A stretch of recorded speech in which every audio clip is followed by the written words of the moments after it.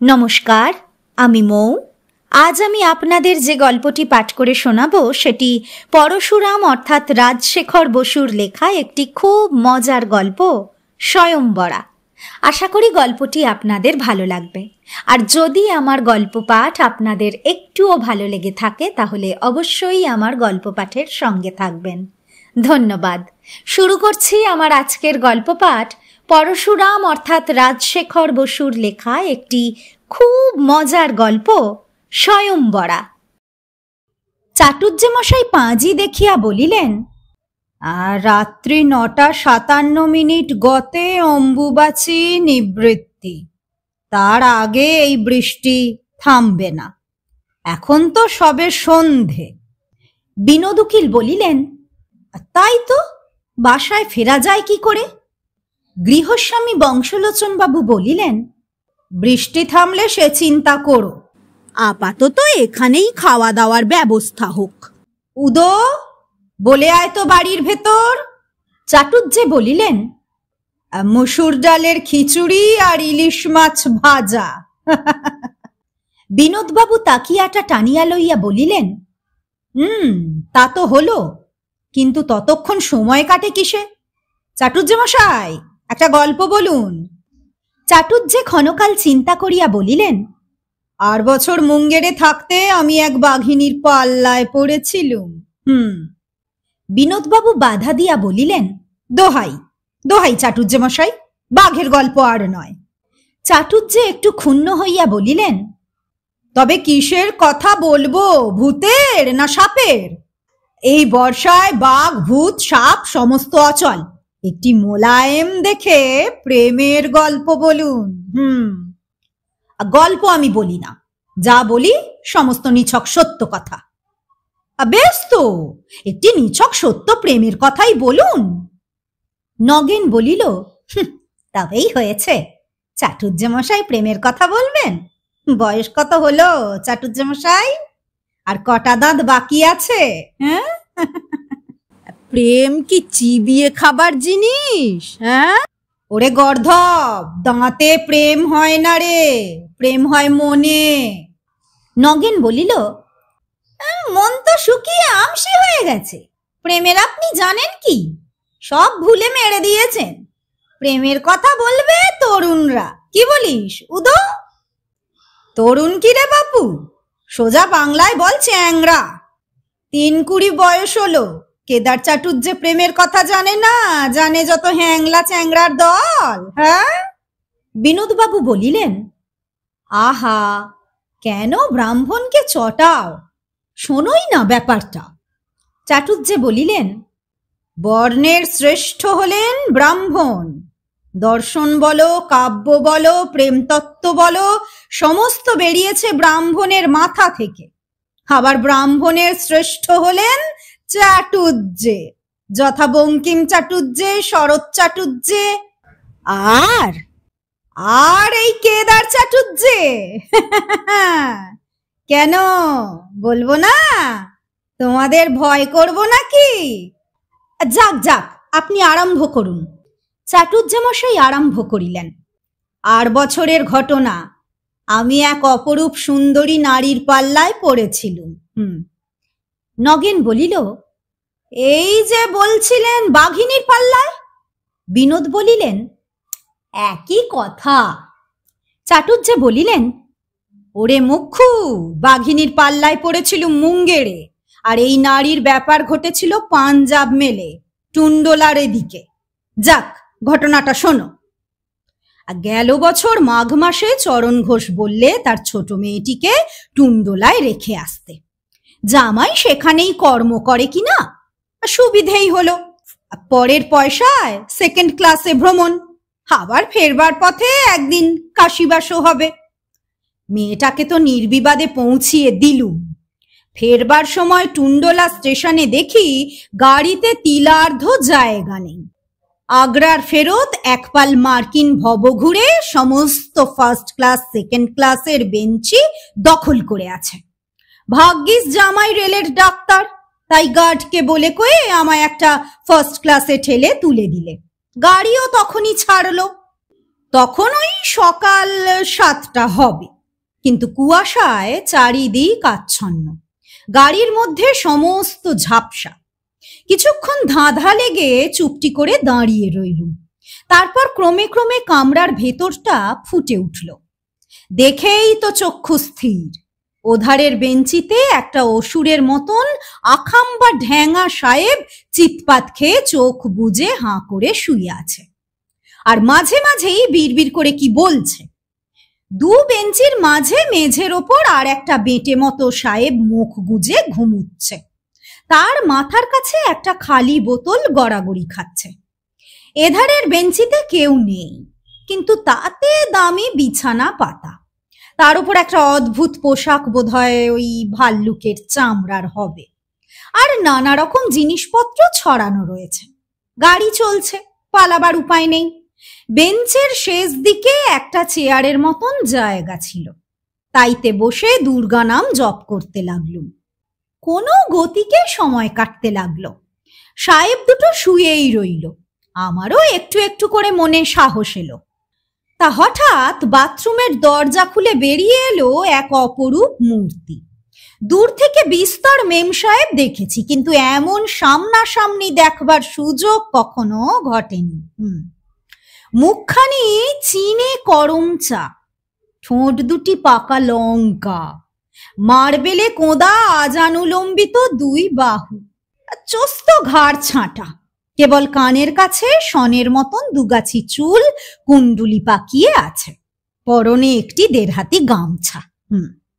বিনোদবাবু বলিলেন, গামছা নয় চাটুর্যে মশাই, গামছা নয়, ওকে বলে স্কার্ট। আর কাঠ ফাট জানি নে বাবা, স্পষ্ট দেখলুম বাঁদি পোতার গামছা, খাটো করে পরা। তার নিচে নেমে এসেছে গোলাপি কলা গাছের মতন 2 পা।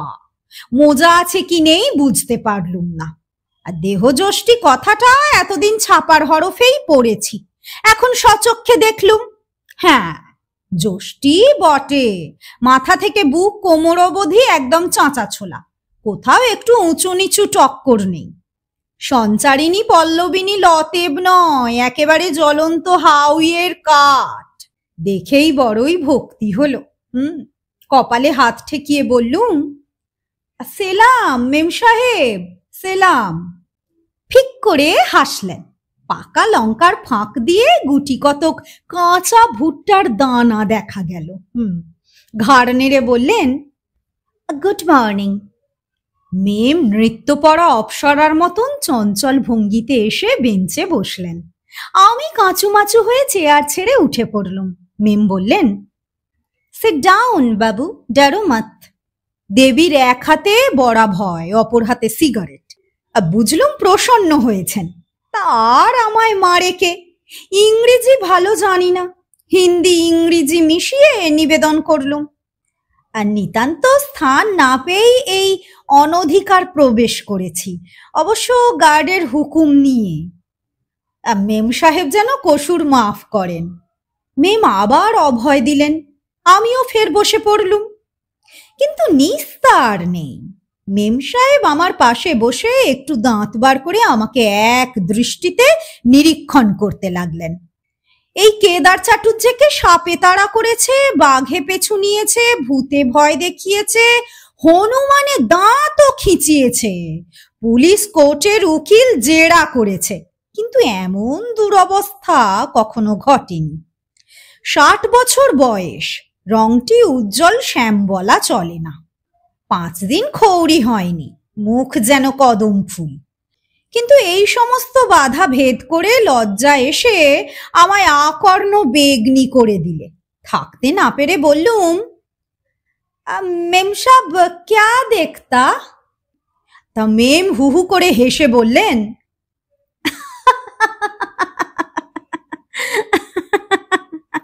कुछ नहीं, नो ऑफेंस, तुम कौन है बाबू? আমার আত্মমর্যাদায় ঘা পড়ল। আমি কি সং না চিড়িয়াখানার জন্তু? তা বুক চিতিয়ে মাথা খাড়া করে বললুম, I Kedar Chatterjee, no zoo garden. মেম আবার হুহু করে হেসে বললেন,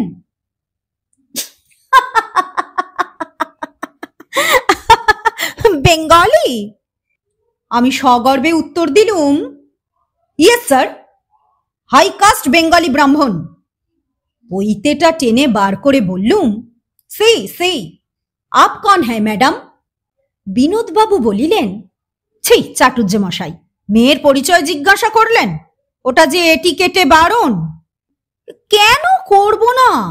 মেম যখন আমার পরিচয় নিলে তখন আমিই বা ছাড়বো কেন? মেম মোটেই রাগ করলেন না, জানালেন তার নাম জন জিল্টার, নিবাস আমেরিকা, এদেশে এর পূর্বেও কবার এসেছিলেন। ইন্ডিয়া বড় আশ্চর্য জায়গা। আমি সাহস পেয়ে সাহেব দুটোকে দেখিয়ে জিজ্ঞাসা করলুম, এরা কারা? মেমটি বড়ই সরল, বেঞ্চির উপরের ঢ্যাঙা সাহেবের দিকে করে আঙুল বাড়িয়ে বললেন, দ্যাট চ্যাপি হচ্ছেন টিমথি টোপার, নিবাস ক্যালিফোর্নিয়া। আমাকে বিবাহ করতে চান। ইনি 10 কোটির মালিক। আর যিনি গড়াগড়ি যাচ্ছেন উনি হচ্ছেন ক্রিস্টোফার কলম্বাস ব্লোটো। ইনিও আমাকে বিবাহ করতে চান। এরও 10 কোটি ডলার আছে। আমি গম্ভীর মুখে বললুম, কলম্বাস আমেরিকা আবিষ্কার করেছিলেন জানি। তা মেম বললেন, সে অন্য লোক, এরা আমেরিকায় থেকেও কিছু আবিষ্কার করতে পারেননি। দেশটা একদম শুকিয়ে গেছে, মেথিলেটেড স্পিরিট ছাড়া কিছুই মেলে না। তাই এরা দেশত্যাগী হয়ে খাঁটি জিনিসের সন্ধানে পৃথিবীময় ঘুরে বেড়াচ্ছেন। আর জিজ্ঞাসা করলুম, এরা বুঝি মস্ত স্পিরিচুয়ালিস্ট? মেম বললেন, ভেরি। এমন সময় ঢ্যাঙা সাহেবটা চোখ মেলে কটমট করে চেয়ে আমার দিকে ঘুষি তুলে বলল, ইউ গেট আউট কুইক। বেটেটাও হঠাৎ হাত পা ছুঁড়তে শুরু করলো। আমি আমার লাঠিটা বাগিয়ে ধরে ঠকঠক করে ঠুকতে লাগলুম। মেম সাহেব বিছানা থেকে তার পালক জোড়া চটি জুতো তুলে নিয়ে ঢ্যাঙার 2 গালে পিটিয়ে আদর করে বললেন, ইউ পগ, ইউ পগ। বেটেটাকে লাথি মেরে বললেন, ইউ পিগ, ইউ পিগ। তা দুটোই তখনই আবার হাঁ করে ঘুমিয়ে পড়ল। মেম সাহেব তাদের বুকের ওপর এক এক পাটি চটি রেখে দিয়ে স্বস্থানে ফিরে এসে বললেন, ভয় নেই বাবু, ভরসাই বা কই? আরব্য উপন্যাসে পড়েছিলুম একটা দৈত্য এক রাজকন্যাকে সিন্ধুকে পুড়ে মাথায় নিয়ে ঘুরে বেড়াতো। আর দৈত্যটা ঘুমুলে রাজকন্যা তার বুকের ওপর একটা ঢিল রেখে দিয়ে যত রাজ্যের রাজপুত্তুর জুটিয়ে আংটি আদায় করতেন। তা ভাবলুম এইবার সেরেছে রে, এই মেম সাহেব দুটো দৈত্যের ঘাড়ে চড়ে বেড়াচ্ছে, এখনই 99 আংটির মালা বার করবে। যা ভয় করেছিলাম ঠিক তাই। আমার হাতে একটা কপ আর তামার তারে জড়ানো পলা বসানো আংটি ছিল। মেম হঠাৎ সেটাকে দেখে বললেন, হাউ লাভলি, দেখি বাবু কিরকম আংটি। আমি ভয়ে ভয়ে হাতটি এগিয়ে দিলুম, যেন আঙুল হারা অস্তর করাচ্ছি। মেম ফস করে আংটিটি খুলে নিয়ে নিজের আঙুলে পরিয়ে বললেন, বিউটিফুল। হরে রাম, এ যে আমার ত্রিসন্ধ্যা জপ করার আংটি। হায় হায় হায় হায়, এই ম্লেচ্ছ মাগি সেটাকে অপবিত্র করে দিলে। আমার চোখ ছলছল করে উঠল, কিন্তু কৌতূহলও খুব হলো। বললুম, মেম সাহেব, আপকা আর কয়ঠো আংটি হ্যায়? 99। মেম বেঞ্চির তলা থেকে একটি তোরঙ্গ টেনে এনে তা থেকে একটি অদ্ভুত বাক্স খুলে আমাকে দেখালেন। তা চোখ আমার একেবারে ঝলসে গেল। দেরাজের পর দেরাজ, কোনোটায় গলার হার, কোনোটায় কানের দুল, কোনোটায় আরো কিছু। একটা আংটির ট্রে, তাতে 20-25টা হবে। আমার সামনে ধরে বললেন, যেটা খুশি নাও বাবু।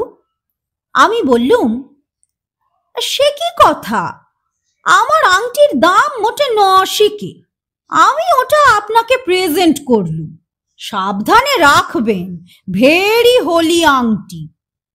মেম বললেন, ইউ ওল্ড ডিয়ার, কিন্তু তোমার উপহার যদি আমি নিই, আমার উপহারও তোমার ফেরত দেওয়া উচিত নয়। এই বলে একটা চুনির আংটি আমার আঙুলে পরিয়ে দিলেন।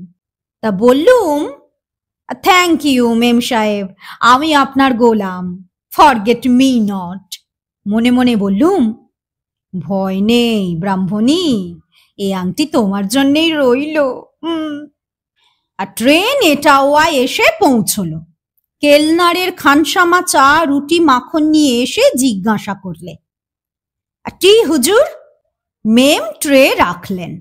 তারপর আমার লাঠিটা নিয়ে ঢ্যাঙা আর বেঁটেকে একটু গুঁতো দিয়ে বললেন, get up Timmy, get up Blotto. তারা বুনো শুয়োরের মতন ঘুঁত ঘুঁত করে কি বললে শুনতে পেলুম না। আন্দাজে বুঝলুম তাদের ওঠবার অবস্থা হয়নি। মেম আমাকে জিজ্ঞাসা করলেন, চ্যাটার্জি তুমি খাবে? আপত্তি নেই তো? মহা ফাঁপড়ে পড়া গেল। ম্লেচ্ছ নারীর স্বহস্তে মিশ্রিত কিন্তু ভুরভুরে খোসবায় শীতটাও খুব পড়েছে। শাস্ত্রে চা খেতে বারণ কোথাও নেই। তাছাড়া রেলগাড়ির মতন বৃহৎ কাষ্ঠে বসে শীত নিবারণের জন্যে ঔষধার্থে যদি চা পান করা যায় তবে নিশ্চয়ই দোষ নাস্তি। বললুম, ম্যাডাম লক্ষ্মী, আর তুমি যখন নিজ হাতে চা দিচ্ছ তখন কেন খাবো না, তবে রুটিটা থাক। হ্যাঁ। তা চায়ে মনের কপাট খুলে যায়। খেতে খেতে অনেক বেফাস কথা মুখ দিয়ে বেরিয়ে পড়ে। অশ্বত্থামা যেমন দুধের অভাবে পিটুলি গোলা খেয়ে আহ্লাদে নৃত্য করতেন, নিরীহ বাঙালি তেমনি চায়েতেই মদের নেশা জমায়। বঙ্কিম চাটুর্যে তারিফ করে চা খেতে শেখেননি। সর্দি টর্দি হলে আদা নুন দিয়ে খেতেন। তাতেই লিখতে পেরেছেন, বন্দি আমার প্রাণেশ্বর। আজকাল চায়ের কল্যাণে বাংলাদেশে ভাবের বন্যা এসেছে। ঘরে ঘরে চা, ঘরে ঘরে প্রেম। সেকালের কবিদের বিস্তর বায়নাক্কা ছিল, উপবন রে, চাঁদ রে, মলয় রে, কোকিল রে। তবে পঞ্চস্বর ছুটবে। এখন কোনো ঝঞ্ঝাট নেই, চাই শুধু দুটো হাতল ভাঙা বাটি, একটু ছেঁড়া অয়েল ক্লথ, একটা কেরোসিন কাঠের টেবিল, দুধারে দুই তরুণ তরুণী, আর মধ্যিখানে ধুমায়মান কেটলি। ভাগ্যিস বয়সটা 60, তাই বেঁচে গিয়েছিলুম। তা মেমকে জিজ্ঞাসা করলুম, আচ্ছা মেম সাহেব, এই যে দুই হুজুর গড়াগড়ি যাচ্ছেন, এরা দুজনেই তো আপনার পানি প্রার্থী। আপনি কোন ভাগ্যবানটিকে বরণ করবেন? মেম বললেন, সে একটি সমস্যা, আমি এখনো মনস্থির করতে পারিনি। কখনো মনে হয় টিমি বেশ উপযুক্ত পাত্র, বেশ লম্বা, সুপুরুষ, আমাকে ভালোবাসে খুব, কিন্তু মদ খেলেই ওর মেজাজ খারাপ হয়ে যায়। আর ওই ব্লোটো যদিও বেঁটে মোটা আর একটু বয়সও হয়েছে, কিন্তু আমার অত্যন্ত বাধ্য আর নরম মন। একটু মদ খেলেই কেঁদে ফেলে। বড় মুশকিলে পড়েছি, দুজনেই নাছোড় বান্দা। যা হোক, এখনো ঘন্টার সময় পাওয়া যাবে। হাওড়া পৌঁছবার আগেই স্থির করে ফেলব। আচ্ছা চ্যাটার্জি, তুমি বলো না, এদের মধ্যে কাকে বিয়ে করা উচিত? বললুম, মেম সাহেব, আপনি এদের স্বভাব চরিত্র যে প্রকার বর্ণনা করলেন, তাতে বোধহয় দুটিই অতি সুপাত্র। তবে কিনা এরা যেরকম বেহুশ হয়ে আছেন। মেম বললেন, ও কিছু নয়, একটু পরেই দুজনে চাঙ্গা হয়ে উঠবে। আমি বললুম, আপনার নিজের যদি কোনোটির ওপর বেশি ঝোঁক না থাকে তবে আপনার বাপ মার ওপর স্থির করবার ভার দিন না। মেম বললেন, আমার বাপ মা কেউ নেই, নিজেই নিজের অভিভাবক। দেখো চ্যাটার্জি, তোমার ওপরেই ভার দিলুম, তুমি বেশ করে দুটোকে ঠাউরে দেখো। মোগল সরাইয়ে নেমে যাবার আগেই তোমার মত আমাকে জানাবে। তা ভেবেছিলুম একটা টাকা ছুঁড়ে তুবুর করে দেখে মনস্থির করব, কিন্তু তুমি যখন রয়েছ তখন আর দরকার নেই। ব্যবস্থা মন্দ নয়, আত্মীয় বন্ধুদের জন্য এ পর্যন্ত বিস্তর বরকনে ঠিক করে দিয়েছি, কিন্তু এমন অদ্ভুত পাত্র দেখার ভার আমি কখনো পাইনি। দুজনেই ক্রোড়পতি, দুটোই পাঁড় মাতাল। একটা লম্বায় বড় আর একটা ওজনে পুষিয়ে নিয়েছে। বিদ্যা বুদ্ধির পরিচয় এ যাবৎ যা পেয়েছি তা শুধু ঘোঁত ঘোঁত। চুলোয় যাক, মেমের যখন আপত্তি নেই তখন যেটার হয় নাম বলবো। আর যদি বুঝি যে মেম আমার কথা রাখবে তবে বলবো, মা লক্ষ্মী, মাথা যখন আগেই মুড়িয়েছ তখন বাকি কাজটুকুও সেরে ফেলো। এই দু বেটা ভাবি স্বামীকে ঝেঁটিয়ে নরকস্থ করো। গল্প করতে করতে বেলা প্রায় 9:30 হয়ে এলো। এরপরেই একটা ছোট স্টেশনে গাড়ি থামবে। সেই অবসরে সাহেব মেমরা হাজরি খেতে খানা কামরায় যাবে। এতক্ষণ ঠাওর হয়নি। এখন দেখতে পেলুম চা খেয়ে মেমের ঠোঁট ফ্যাকাশে হয়ে গেছে। বুঝলুম রংটি কাঁচা।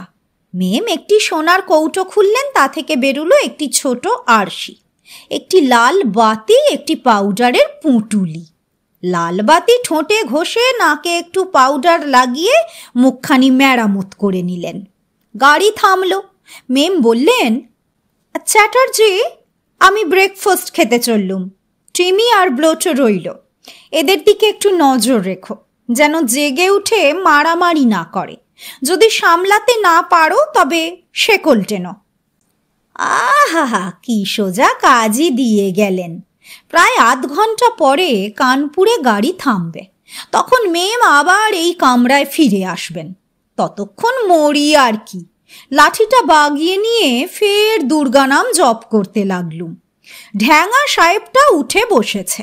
হাই তুললে, চোখ রগড়ালে, আঙুল মটকালে, আমার দিকে একবার কটমট করে চাইলে, কিন্তু কিছু বললে না। টলতে টলতে বাথরুমে গেল। তখন বেটিটা তরাং করে উঠে কোলা ব্যাঙের মতন থপ করে আমার পাশে এসে বসলো। আমি ভয়ে চেঁচাতেই যাচ্ছিলুম, কিন্তু তার আগেই সে আমার হাতটা নেড়ে দিয়ে বললে, গুড মর্নিং স্যার, আমি হচ্ছি ক্রিস্টোফার কলম্বাস ব্লোটো। আমি সাহস পেয়ে বললুম, সেলাম হুজুর, সেলাম। আমার $10 কোটি আছে। প্রতি মিনিটে আমার আয়। হুজুর দুনিয়ার মালিক তা আমি জানি। ব্লোটো আমার বুকে আঙুল ঠেকিয়ে বললে, লুক হিয়ার বাবু, আমি তোমাকে 5 টাকা বকশিস দেব। কেন হুজুর? মিস জিল্টারকে তোমায় রাজি করাতেই হবে। আমি তোমাদের সমস্ত কথা শুনেছি। তোমারই ওপর সমস্ত ভার। তুমিই কন্যাকর্তা। ওই টিমথি টোপার ও অতি পাজি লোক। ওর সমস্ত সম্পত্তি আমার কাছে বাঁধা আছে। ও একটা পাঁড় মাতাল, পপার। ওর সঙ্গে বিয়ে হলে মিস জিল্টার মনের দুঃখে মারা যাবেন। এই বলে ব্লোটো ফুঁপিয়ে ফুঁপিয়ে কাঁদতে লাগলো। একটা বোতলে একটু তলানি পড়েছিল, সেটুকু খেয়ে ফেলে বললে, বাবু, তুমি জন্মান্তর মানো? হ্যাঁ, মানি বই কি। আমি আর জন্মে ছিলাম একটি তৃষিত চাতক পক্ষী, আর এই মেম ছিল একটি রূপসী পানকৌড়ি। আমরা দুটিতে। এমন সময় বাথরুমের দরজা নড়ে উঠল। ব্লোটো তাড়াতাড়ি আমাকে 5 আঙুল দেখিয়ে ইশারা করেই ফের নিজের জায়গায় শুয়ে নাক ডাকতে লাগলো। ঢ্যাঙা সাহেব মেম, যাকে টিমি বলে, ফিরে এসে নিজের বেঞ্চে গ্যাঁট হয়ে বসল। তখন ব্লোটো জেগে ওঠার ভান করে হাই তুললে, চোখ রগড়ালে, আমার দিকে একবার করুণ নয়নে চেয়ে বাথরুমে ঢুকলো। এবার হলো টিমির পালা। হ্যাঁ, ব্লোটো সরে যেতেই সে কাছে এসে আমার হাতটা চেপে ধরলে। আমি আগে থাকতেই বললুম, গুড মর্নিং স্যার। টিমি আমার হাতটায় ভীষণ মোচড় দিলে। বললুম, উহ উহ উহ। টিমি বললে, তোমার হাড় গুঁড়ো করে দেব। ভয়ে ভয়ে বললুম, ইয়েস স্যার। তোমায় থেতলে জেলি বানাবো। Yes sir. মিস জন জিল্টারকে আমি বিয়ে করবই। আমি সমস্ত শুনেছি। যদি আমার হয়ে তাকে না বলো তবে তোমাকে বাঁচতে হবে না। Yes sir. আমার অগাধ সম্পত্তি, 5টা হোটেল, 10টা জাহাজ কোম্পানি, 25টা শুটকি শুয়োরের কারখানা, ব্লোটোর কি আছে? হ্যাঁ, কি আছে? একটা মদের চোরা ভাঁটি, তাও আমার টাকায়। ব্লোটো একটা হতভাগা মাতাল বেঁটে বজ্জাত। ব্লোটো বোধহয় আড়ি পেতে সমস্ত শুনছিল। হঠাৎ কামরায় ছুটে ফিরে এসে ঘুষি তুলে বললে, কে হতভাগা? হ্যাঁ, কে হতভাগা? কে মাতাল? কে বেঁটে বজ্জাত? সকলেরই বিশ্বাস যে গান আর গালাগালি হিন্দিতেই ভালো রকম জমে। হিন্দি গালাগালের প্রসাদ গুণ খুব বেশি, তা স্বীকার করি, কিন্তু যদি নিছক আওয়াজ আর দাপট চাও তবে বিলিতি গাল শুনো, বিশেষ করে মার্কিনী গাল। এক একটি লাভস যেন তোপ, কানের ভেতর দিয়ে মরমে পশে। ইংরেজি আমি ভালো জানি না, সব গালাগালির অর্থ বুঝতেও পারিনি, কিন্তু তাতে রস গ্রহণের কিছুমাত্র বাধা হয়নি। তা দেখলুম এক বিষয়ে সাহেবরা আমাদের চেয়েও দুর্বল। তারা বাকযুদ্ধ বেশিক্ষণ চালাতে পারে না। 2 মিনিট যেতে না যেতেই হাতাহাতি আরম্ভ হলো। আমি হতভম্ব হয়ে দেখতে লাগলুম। গাড়ি যখন কানপুরে এসে থামলো তা আমি টের পাইনি। হনহন করে মেম সাহেব এসে পড়ল। এই গজকচ্ছপের লড়াই থামানো কি তার কাজ? বললে, Timmy dear, don't! Blotto darling, don't don't, please please don't. কিছুই ফল হলো না। আমি বেগতিক দেখে গাড়ি থেকে নেমে ছুটলুম। ফার্স্ট এবং সেকেন্ড ক্লাস সমস্ত খালি। ডাইনিং কারে সকলে তখনও খানা খাচ্ছে। কাকে বলি? ওই যে একটা সাদা ফ্লানেলের পেন্টুলুন পরা সাহেব প্ল্যাটফর্মে পায়চারি করে শীষ দিচ্ছে। হন্তদন্ত হয়ে তাকে বললুম, কাম স্যার কাম, লেডির মহা বিপদ। সাহেব হুশ করে একটি জোর শীষ দিয়ে আমার সঙ্গে ছুটল। তা মেম তখন আমার লাঠিটা নিয়ে অপক্ষপাতে 2 ব্যাটাকেই পিটছিলেন, কিন্তু তাদের কোনো ভ্রুক্ষেপ নেই। সমানে ঝুটোপুটি করছে তো করছেই।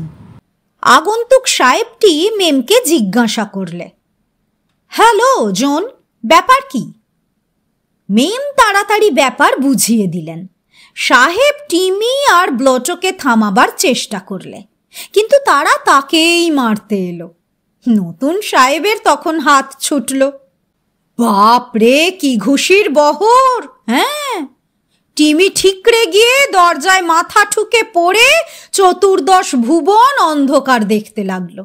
ব্লোটো কক করে বেঞ্চের তলায় চিৎপাত হয়ে পড়ল, বিলকুল ঠান্ডা। একটু জিরিয়ে নিয়ে মেম আমার সঙ্গে নতুন সাহেবটির পরিচয় করিয়ে দিলেন। ইনি বিখ্যাত মিস্টার বিল বাউন্ডার, খুব ভালো ঘুষি লড়তে পারেন। আর ইনি mister Chatterjee, very deer old friend. সাহেব আমার মুখখানা দেখে বললে, সাম বিয়ার্ড। মেম বললেন, থাকুক দাড়ি, ইনি অতি জ্ঞানী লোক। সাহেব আমার হাতটা খুব করে নেড়ে দিয়ে বললে, হাডু ডু, বেশ শীত পড়েছে নয়? ধাঁ করে আমার মাথায় একটা মতলব এলো। মেম সাহেবকে চুপি চুপি বললুম, দেখুন মিস জন, অত গোলমালে কাজ কি? টিমি আর ব্লোটো দুজনেই তো কাবু হয়ে পড়েছে। আমি বলি কি, আপনি এই বিল সাহেবকেই বিয়ে করুন, খাসা লোক। মেম বললেন, রাইট, আমার এ কথা এতক্ষণ মনেই পড়েনি। আই সে বিল, আমায় বিয়ে করবে? বিল বললে, রাদার, কে বলে আমি করব না? রাধা মাধব, রাধা মাধব। সাহেব জাতটা ভারী বেহায়া। তা বিলকে বাধা দিয়ে বললুম, রোসো সাহেব রোসো, এক্ষুনি ওসব কেন? আমি হচ্ছে ব্রাইড মাস্টার, কন্যাকর্তা। তোমার কুল শিল আগে জেনে নি, তারপর আমি মত দেব। বিল বললে, আমার ঠাকুরদা ছিলেন মুচি, আমার বাপও ছেলেবেলায় জুতো সেলাই করতেন। আমি বললুম, তাতে কুল মর্যাদা কমে না, তোমার আয় কত? বিল একটু হিসেব করে বললে, মিনিটে 1000, ঘন্টায় 6 লাখ। কিন্তু চিন্তা করবেন না, আমার মাসি মারা গেলে আয় আর একটু বাড়বে। তার 25টা বড় বড় পুকুর আছে, নোনা জলে ভর্তি, তাতে তিমি মাছ কিলবিল করছে। বললুম, থাক থাক, আর বলতে হবে না, আমি মত দিলুম। এগিয়ে এসো, আমি আশীর্বাদ করব, রিয়াল হিন্দু স্টাইল। হ্যাঁ, কিন্তু ধান দুব্ব কই? তাই জানলা দিয়ে গলা বাড়িয়ে বললুম, এই কুলি, জলদি থোড়া ঘাস ছিঁড়কে লাও, পয়সা মিলেগা। ইংরেজি আশীর্বাদ তো জানি না। বললুম, যদি আপত্তি না থাকে তবে বাংলাতেই বলি। নিশ্চয় নিশ্চয়।